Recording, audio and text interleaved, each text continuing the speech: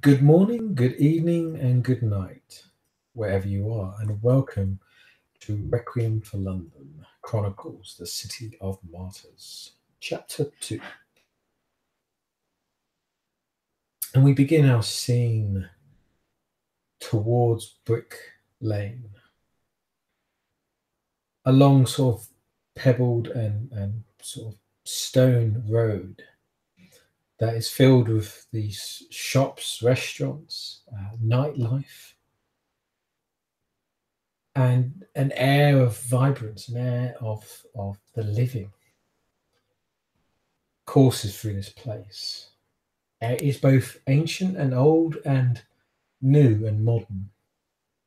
The air is somewhat excitable, somewhat ecstatic, and loud, and a grand mix of young, old, uh, new styles, and more older tastes.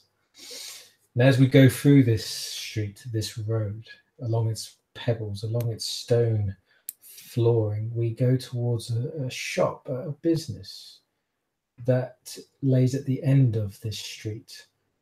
And the sort of neon lights of the brick chop shop seem to emanate, seem to glisten. And with these lights, we see and sense around us the Carthian graffiti marking their territory, marking their domain, as if it's always been theirs, as if it's always been claimed.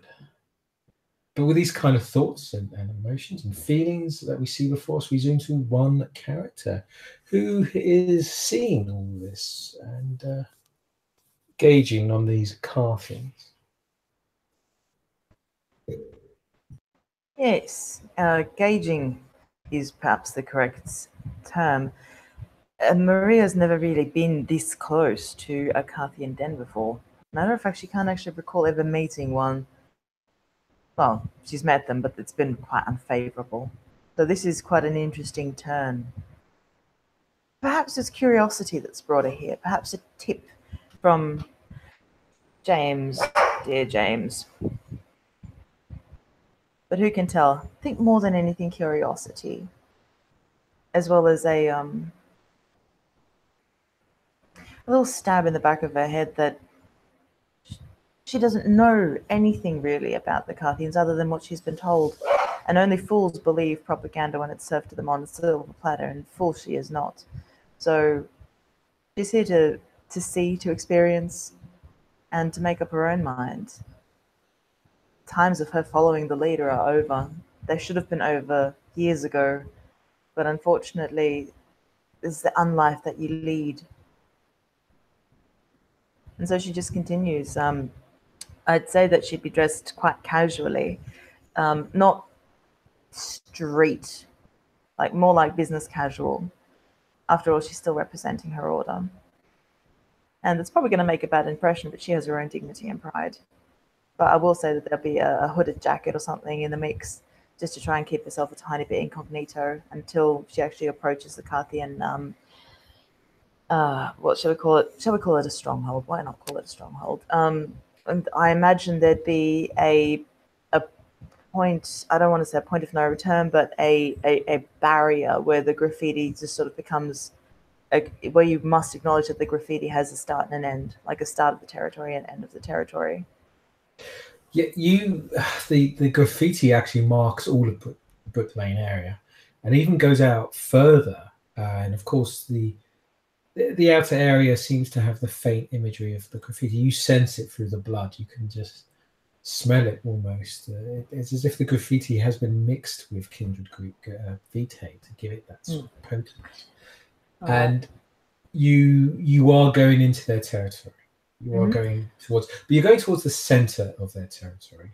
And you have heard rumors, you've been informed, you've been told that the Carthians are in this area. But as you're in it, yes, they're quite open. They give out the markings and warnings as to where they are. There is no hidden element to them. Unsure on how to proceed in this sort of a culture, shall we say, going to proceed towards the center of the territory until I feel another feral aura, another kindred, and then just sort of almost wait politely to be invited further. Yeah, you proceed, and as you go along Brick Lane, along that sort of stone path, you go towards the end of this sort of street, and again you see the neon lights with the Brick Lane chop shop. The lights a bit. Some of them are working, some of them aren't, and you see before you a scene of loud noises, industry, mechanics, workers. This place, even though it's quite late at night, it's still as busy as ever. And you see before you quite a large kind of shop area, these garages with the big doors open, and you see them working on cars inside and outside. And if you proceed to go further in, you see before you lots of people busy attending to jobs, attending to their duties, equipment, machinery scattered all over the place. And that's still that sense of graffiti that seems to be just scattered everywhere, marking every surface almost. A few people give you an odd glance as you walk in or as you walk towards the area, but then you will feel kindred presence at some point. Very loud, very potent, very sort of young almost presence. Going towards the presence. I'm here to talk to another kindred after all. If I wanted a car fixed, I'd go to my Porsche dealership. As you walk forward, hold on 1 second, just need to adjust something. Okay. As you proceed further forward, suddenly this image, this thing, so quite fast, very quick, kind of just suddenly appears before you. And he looks to you, and he is 6'3", something, huge individual. And this long beard and this kind of sort of Mohican kind of top. And as he just looks to you, he just goes, "What do you want, you lass?"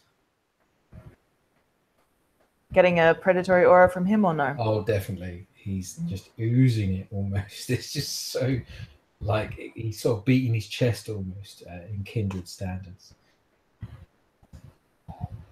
Very in your face, his eyes shining and reflecting. Definite sort of, it's that youth, that young sort of passionate youth of a kindred. Young passionate youth of a kindred. He's probably seen Pirates of the Caribbean and he probably gets the jokes. I'll just simply say parlay. Oh, interesting. He looks to you as you say that and actually goes, "Parlay, yeah, come on. Are we all?" And he kind of gestures for you to just take a seat. I shall take a seat. And he kind of walks off and mumbles sort of slightly like under his breath, just to be like, yes, it's slag. That fucking Dorman. It keeps mumbling. He's not. It's a very Scottish accent, very thick Scottish accent that's mixed in with other things. You just can't quite get your head around. And as he kind of proceeds to walk off, he will then emerge again and go, "Hey, lass, sit there, 2 min." Nod. Boss man coming. Sit 2 min, eyes on you. Yep. Just stays seated and probably doesn't even bother moving that much. Again, we're just going back to like the calculated moves at this point. There was a point in brackets this. There was a point when initially she started to, become less of a stiff and calculating creature. However, the falling out with James has sort of ended that, and she's back to being disillusioned with everything. Close bracket. So she'll just sit there, unmoving, just staring into the corner until she's addressed again. So a few moments go by, and if you can give me a roll here, because you are in the mechanic industry area. So this would be a wits or composure, whichever is best suited for you, and craft.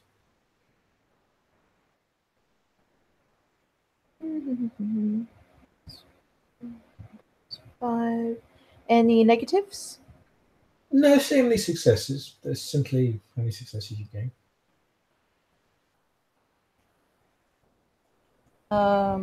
One that explodes. That's two. Reroll that exploding one. Yeah, no, then another successful means so. Okay, no, two successes.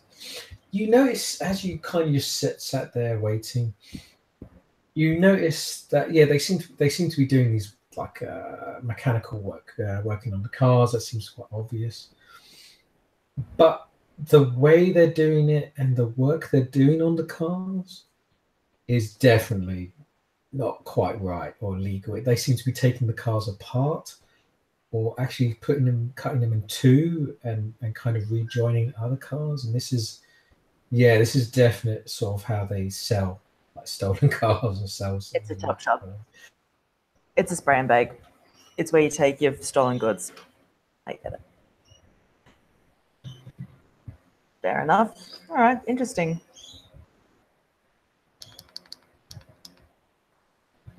David, you've gone really quiet again.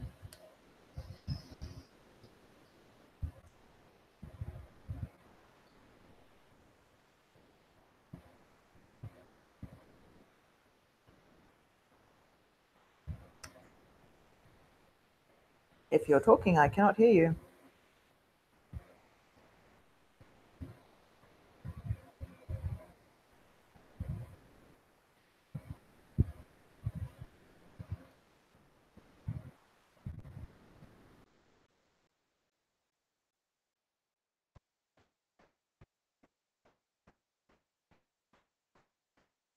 And he's gone. Oh, hello. And he's back. Sorry, I apologize, folks. I thought I had it plugged into recharge, but I did not. There you go. My bad. Right. Sorry. Yes. To carry on. Yes, this is a chop shop. They are obviously doing things to these cars that would be considered quite illegal. But they keep themselves quite hidden. You only notice because you've heard of this before, just the way they're acting, and there seems to be more going on. You see people going into sort of other back rooms and other areas, taking the parts of the cars that seems odd to take away and then replacing them with other parts. It's just there's definitely something else going on here, but again, you're not sure from your vantage point. You need more investigating, but definitely something more. And after a while, a couple of minutes go by, and at this point, this individual will emerge and just simply go, "Well, hello there. Welcome to the Brick Chop Shop. How can I help?" Stand and extend a hand to shake. Let's be polite here. He reaches out, shakes your hand, and actually no, because he's an old gentleman. He will actually sort of go to shake your hand, and then actually he'll go to kiss your hand, and in a very charming, very polite way. I don't know how you react to it, but he comes across very charming, very sort of sweet. Take it in my stride. It dates him, if nothing else. It gives me that. But this sort of, if that's the age that he wants to play, I'll drop a little curtsy and go, "Maria, pleasure to make your acquaintance."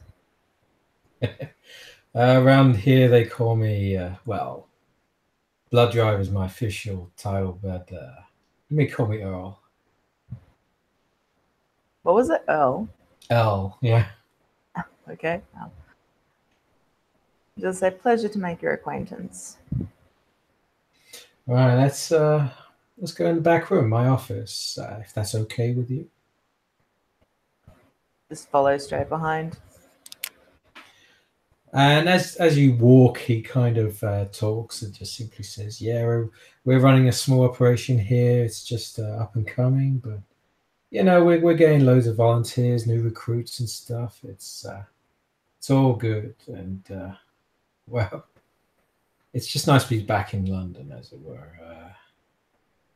But yourself, we've had quite a few come in the past week or so, announcing themselves, being polite, diplomacy, negotiation, all that stuff.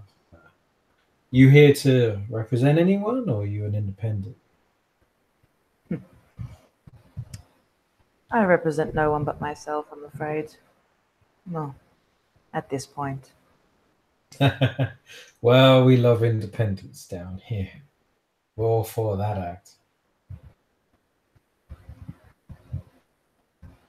I woke up some nights ago and I'd heard of you. I'd heard of your operation. And it dawned on me. She sort of smiles at the dawn reference. It dawned on me that I'd actually never had the pleasure of a sit down and a parley with a true Carthian. So perhaps the reason I'm here is more research.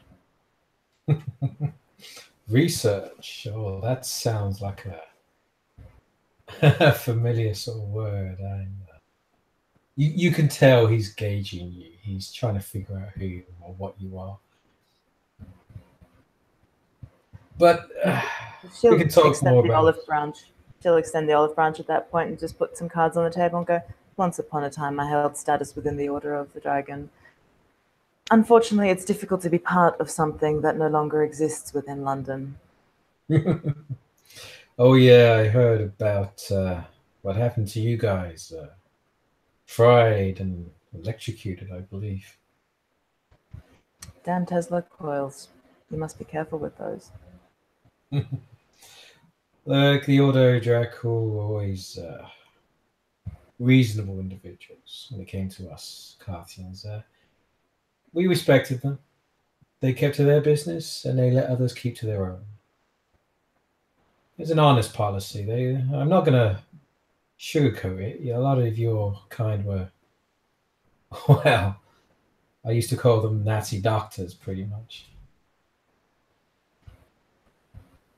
It would be a fair description of some of that kind. Well, look, this you kind of you get into the office and the office, sit down. As you look around the office, it's a mechanic's office. It's dirty, it's a bit run down. There's still boxes everywhere. It's not been unpacked properly. Paperwork and there's a few images or portraits, not portraits, like photos on the walls, and it just seems to be a lot of the staff, the other mechanics that seem to work here. And he sits down and he puts his sort of feet up on the desk, and his general composure, he is just so relaxed, and there's an actual very sort of cool, chilled element to him. And it does come across to you. You can't help but just feel slightly relaxed or slightly at ease with him. But then as he sort of looks to you and goes... Not like I'm on edge anyway. he seems to be... He's definitely putting a lot of effort to make you at ease. To make you feel non-threatened. It is appreciated. But no, I'll just sit with my, feet crossed under the table, hands on the lap, that kind of a thing. And just sort of gauge him, probably just gauge him for a few moments.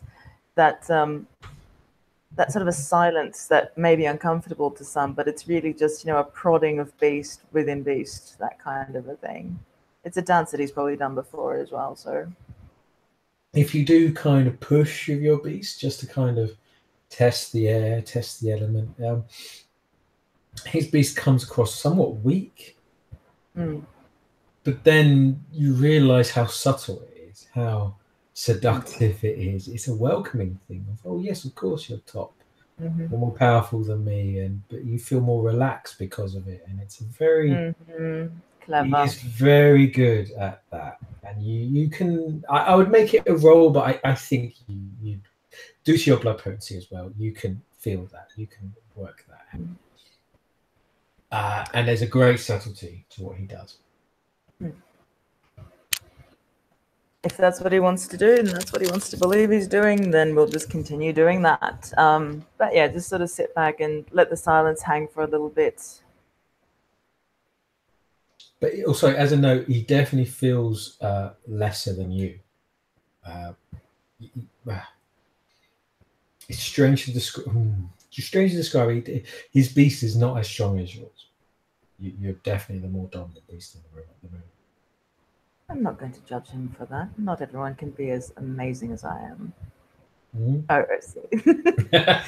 But no, just sort of sit there, and after the silence has taken its toll, and she's done her little beast prodding, and she'll just say, "If it's not too much to ask, I'd like to know what you're about." The free living dead, kiddo. I'm about making sure each one of our kind has a right to say what they have to say and what they want to say. It's a long story, but well, I'm on the last of the gallows party. We just believed in freedom, core aspect. But we understand rules have to be obliged, but as long as we all have a say, I don't know how you feel about that. Although Draco are very, I don't know, master-servant type. Perhaps I'll have you in my office one time and I can explain it to you. In this situation, I consider myself the student, and I'd like to know, once you have this freedom, what you intend to do with it. Carthians, all we ever wanted was just a place of our own, a place where our laws applied, where we all had a say. That's it. Now, apparently, this offends the old great elders, the mighty new ones who think that we're nothing more than a fad. Though I think we are the future. My dear, freedom has never been just a fad. So long as there are rulers, there are people that will fight against them. God damn, look, come on. I mean, I understand slavery, I understand all that monstrous shit back in the medieval age, god damn it, the primitive age, but this is modern society. This is the modern world. Look at the humans. They've evolved. Why can't we? A very good question. How big do you dream of that evolution? I dream big, sister. I dream as far as the horizon. Startle me then. I'm thinking a Carthian movement of London, a Carthian movement of England, a Carthian movement of Europe. We're the future. It's inevitable. They can't hold on to the young anymore. Their newly embraced mindsets are too used to freedom. Are they?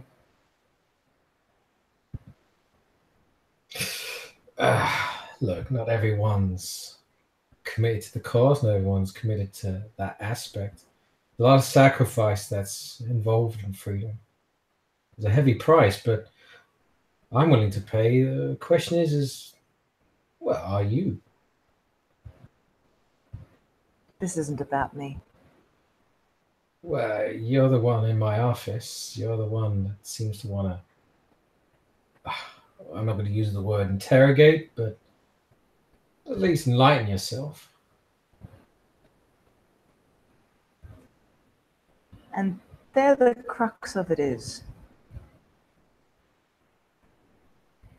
I'm going to be blunt with you. You seem to be a man that can take it. And I mean no offense, as I can only speak from what is inside my head and inside my heart. I have heard the propaganda from other mouthpieces about you, and I feel that potentially all I'm hearing is propaganda from your mouthpiece against them. But without listening to all of it, how can anyone truly make a decision of their own free will? So you'll pardon me for not swallowing everything you give me. Now that is a smart answer. That's a good answer. You should question me. You should analyze me. You should worry about me, and you should have the freedom to do that. Now, can you get that freedom with the Dracul? Do you get that freedom with the Invictus or the Chrome? Hell no. They'll silence you, bottle you up, make you forget it. We don't do that. You want to call me an asshole? You can call me an asshole. That's what we Carthians stand for. Does that answer your question? It does. If I may have a moment more of your truth and time, what happened 10 years ago? Oh, In now your that's a knife to my heart, darling. And I apologize for it. No, that's a fair question. We Carthians, we won't hide it. Like any group, anything, mistakes were made. Terrible, terrible mistakes. But we'll own up to it. I'll admit it. God damn, 10 years ago, but it feels like a lifetime. Well, I'm sure you've heard about the basics, the Invictus Shard War against the Carthians. Again, Maria will sort of, this is the first time that she's actually shifted in her chair. She sits up a tiny bit straighter and again puts some truth cards on the table and just says, I was in the midst of a long sleep. I was awakened by one of my elders, whipped into a frenzy, and can remember very little of it. Oh, wow. I probably killed some of your people. I probably killed some of the people that you loved. I awoke a month back with only scattered memory of bloodshed. I know from their side what happened. I want to know from your side what happened. He does pause for a moment, and he kind of puts his hand to his head and clenches his eyes, his nose, and just shakes his head slightly, going, it's not the first time I've heard that story. I do not want your pity. I do not pity me. Not pity, just the... Look, there were no good guys in that war. But the Invictus, well, we were more honest about our brutality. The Invictus, they sort of hid it, made you forget it. Look, I personally never seen you before. I'm sure you was probably there on some of the ground side, some of the massacres that happened. But do I judge you for it? Well, no. The Invictus did their crimes, we did ours. I apologize. And I'm sorry for that, but you don't owe me anything. And I don't want your apologies either. We are simply two kindred sitting opposite each other trying to figure this world out for the betterment of the city. Now that sounds like a Carthian statement to me. I will not ever, and please consider me rude if you like, but I will never fight under your banner. I will never fight under anyone's banner but my own at this point. I see very little that would be a reward for it. So again, I ask you, what happened? Okay, I understand it. The mercenary type, I get it. But look, even to me, a lot of it was quite vague. They just woke me up, got me involved. And as soon as I saw that show, I said, we got to get out of town. There's no coming back from what the Carthians were going to do. The Invictus thought they had it all tidy. I've seen it all before. They came in, they thought, oh, we'll take out the leadership in one blow. One of us betrayed our kind, betrayed the Carthians, and Halo, Chancellor, all heads of the major parties were removed, gone, overnight. The Invictus, they're good. They think they're very clever, but they can't quite understand the Carthian mind, you see. They thought by taking out our leadership that they could eliminate us. No, that's not how we work. Cut the head off, two more replace it. I tried to be that head. I tried to guide the Carthians to get some peace talks going, but the Blood Thief, well, now that's one cruel son of a bitch that took over. I don't know what kind of voodoo magic he pulled, but he managed to get himself in charge. Now that was a cruel individual. One that should never have access to power, but he did. And the Carnival Party took over. And the Invictus, well, I don't think they've ever regretted a strategic decision like that ever. He was vicious, cruel, and unkind, and he butchered and stole as much blood as possible from everyone. And, well, simply put, I admit it, I ran away. I took whatever good people left in the Carthians, and we left, and ran as far as possible.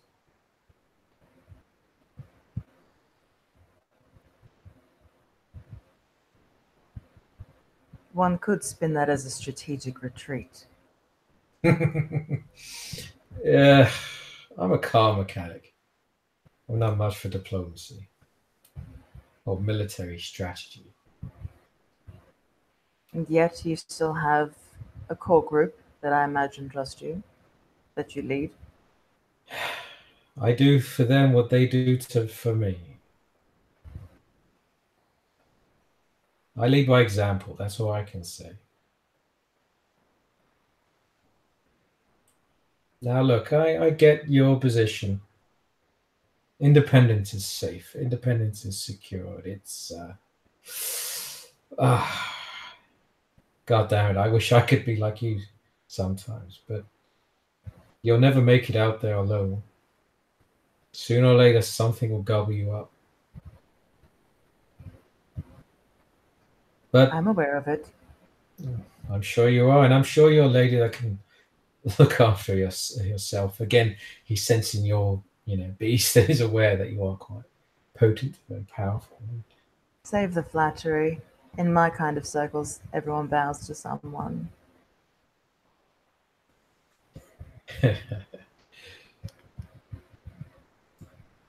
Well, look, and you misread me. You misread me when you see me as a mercenary. But go on. Well, look, that's all I'm going to say. There are some other details, but that's Carthian business, if you don't mind. But we heard a decree from the council. All kindred are welcome back in London. Whoever can solve this little problem with the enlightened can claim princehood. Now, that's a title I don't want, but if it is a title that allows me to give my brothers and sisters freedom from that goddamn council, from the goddamn elders, then I will more than welcome and accept it.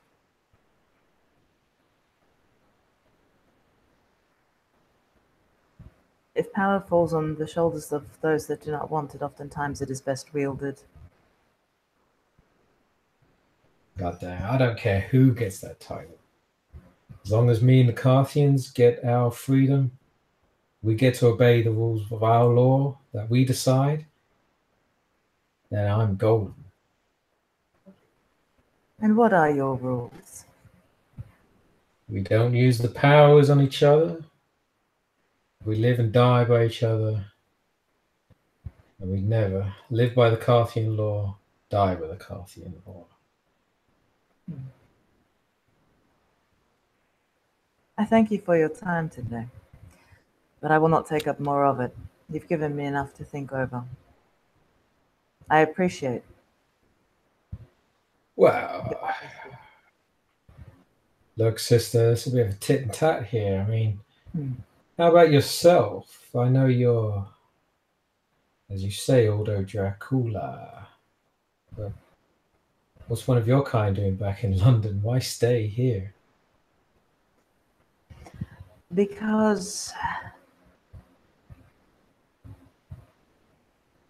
And she just looks into a corner and just choosing her words quite carefully, because disobedience suits me.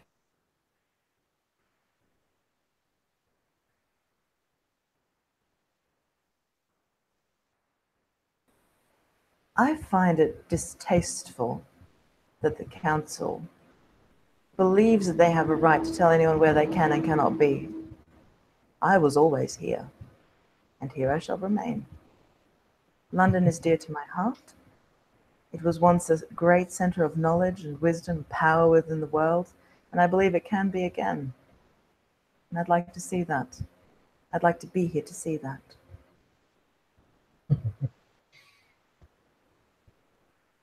I understand that. I get that. And look, we Carthians, we're not all about being part of the group, being part of the great movement. We understand and respect others' point of view. We understand that the outside opinions are always good to have. But you interested in a job? Depends on the job. Well, look, we've been having some rather harsh encounters with the enlightened. Didn't realize how strong they were. He was expecting a few hunters, but these are, well, let's just say, above average. Melted faces. Yeah, as you say that, he just nods and goes, "Yeah, you can say that. Let's just make it a point. There's a reason why there's only a few of us at the front of the shop."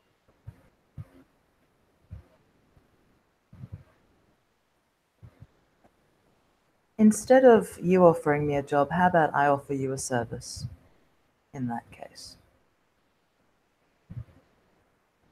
I'm all ears, darling. I'm all ears.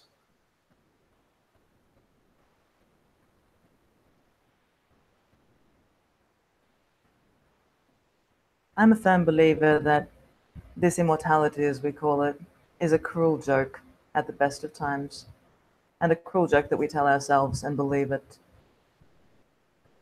And on that note, I do not believe that anyone should be forced to exist without with half a face missing, if I can help it. She'll take out a card and put it on the counter and just say, "Only in dire emergencies do I want your kind to come to me. Otherwise, there is my phone number, and I shall be in contact if you ever need me to come over here to ply my trade. I can restore their wounds if required." That's my kind of, yeah, but what's the cost? The old nick and dime of this.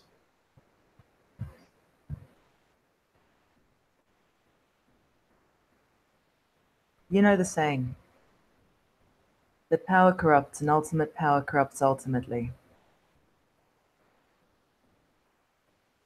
Etch that behind your ears. You seem a fair man. Remain a fair man. The moment I see you not being fair, my services are no more. Again, he takes his feet off the desk and kind of leans forward and puts out a hand and just simply says, "Now that is a very Carthian deal, and I agree to it." We'll shake on it. Now, if you'll excuse me, I must be going. I have more work to tend to. See you around, mercenary. Hopefully it's not in such dim surroundings. Perhaps a drink, perhaps a more lively event.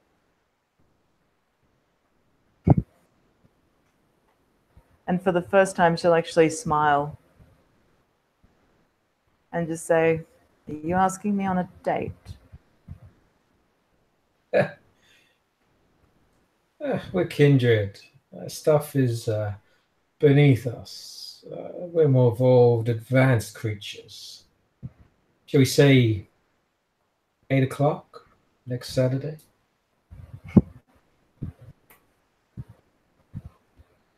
Oh, for God's sakes. Oh, internally rolling the eyes, but whatever. It's obviously a game that old mate likes, so we'll play along and she'll just go, 8 o'clock. You have my number. Good evening. See you around, mercenary. See you around. And unless I get jumped at the gate and diablerized, I'm going home. Because that was informative. Yeah, you leave. No one harasses you. You get the odd look from the strange individual.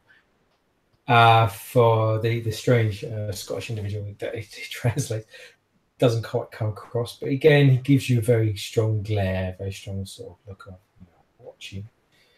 And as you leave, that sort of that tension of being on another kindred's territory kind of lessens the further you get out. But you've not experienced that before, where you've really felt like you've been on Aldo Draco and Victor's property and all that stuff, but you've never felt that presence before, or been on It's a clever trick. I must learn it.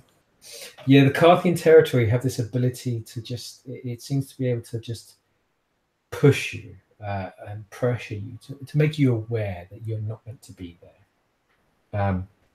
There is a power behind it, a strange power that you've not felt before. It's quite new, quite modern, quite different. And yeah, there's definitely a strangeness to it. But then as you leave, the pressure goes away, retreats. And once you go upon your own sort of haven and embrace that warmth of your own territory, your own establishment, your own corruption almost, you feel fine. And with that, we will happily end scene with a certain particular kindred smiling away in his office. Thank you for watching. We hope you enjoyed the show.